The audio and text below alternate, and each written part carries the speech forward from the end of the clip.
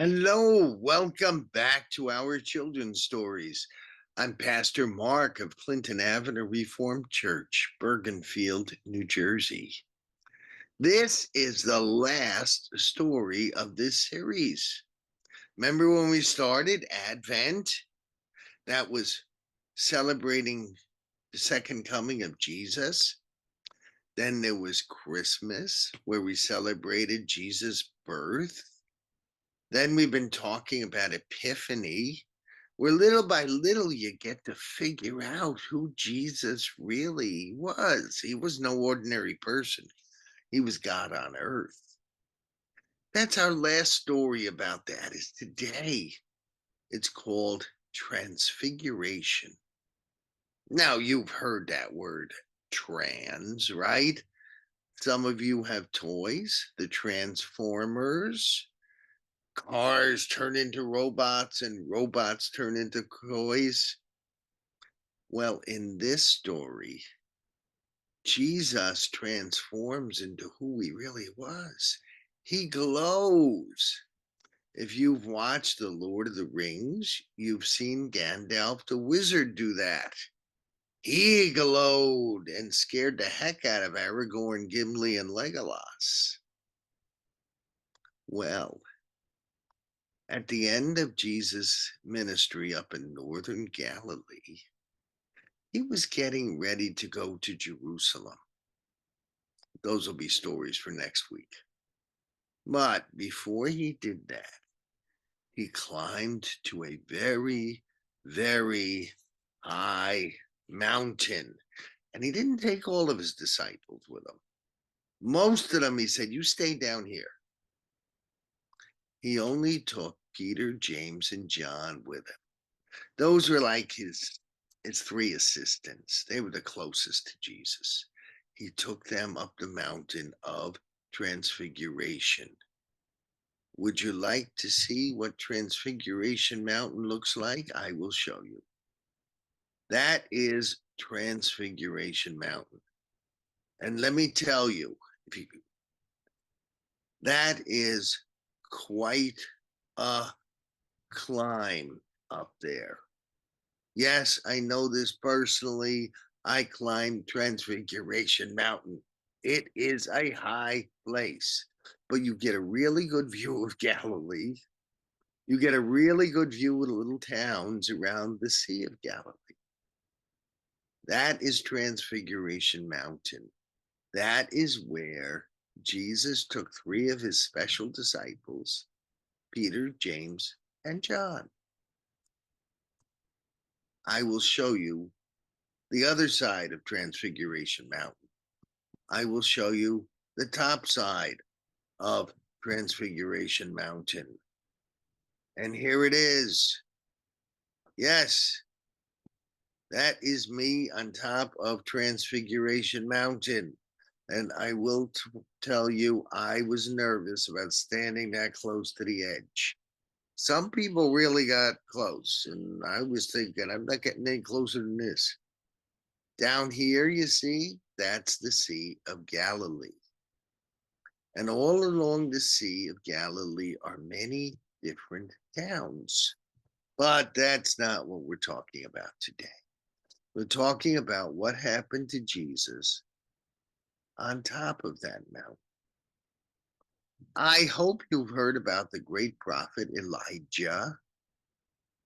Elijah was the greatest Old Testament prophet. Elijah was so special to God that he never died. He ascended up into heaven. He was sucked up in a whirlwind. And to this day, every Passover, Jewish families set an empty place at the table. They're waiting for Elijah to return. Just like we Christians are waiting for Jesus to return, well, Jewish families wait for Elijah to return, and they set a place for him. And every year at Passover, a little child is sent to the door to open it to see if Elijah is out there. Okay? So that's Elijah. Now, Moses was the great giver of the law to Jewish people. It was Moses who led the Jewish people out of slavery in Egypt. And God and Moses talked on top of a big, big mountain. Not this one, a different one. And that's how we have the 10 Commandments. God gave those to Moses. So if you are Jewish and religious, you honor Elijah and Moses. Now, at this time, the disciples were still wondering who Jesus really was. Was he really Messiah? Was he not Messiah? Was he the Savior? Was he not? He did some wonderful things. He did some wonderful healings. He did some wonderful teaching, but was he Messiah? Well, on top of this very mountain that you're seeing me stand on, Jesus took those disciples, as we said, Peter, James, and John. He went up there, and the disciples looked, and Jesus was glowing bright, just like Gandalf did in the movie. But not only that, standing with him and talking was Elijah and Moses. That's when the disciples really understood just how special Jesus was. He was so special that he could stand and have a conversation with two men who were that great and that important. And it was only after they got a glimpse of that Jesus said, time to go down the mountain.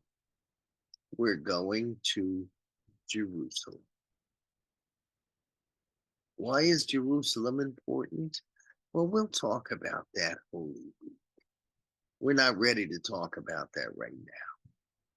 But this tells us just exactly how important Jesus really is. For the Jewish people, he's right up there with Moses and Elijah. For us, we know he's important. He's God himself, made a human on earth.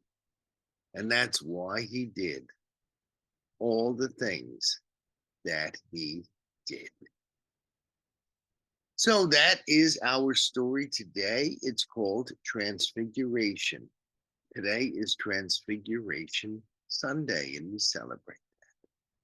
Now, next week starts a new season. We're going to have a whole new series of stories. It's called the Season of Lent. Lent is 40 days of meditating on how we can improve ourselves. It's 40 days until the day of resurrection, if you don't count Sundays. So it's 40 days minus Sundays before Resurrection Day. We'll be talking more about Lent next week. Until then, please like this, share this, comment on it, invite your friends to watch it. This is Pastor Mark of Clinton Avenue Reformed Church, Bergenfield, New Jersey. May God bless you this week and today and the whole week to come. God bless you.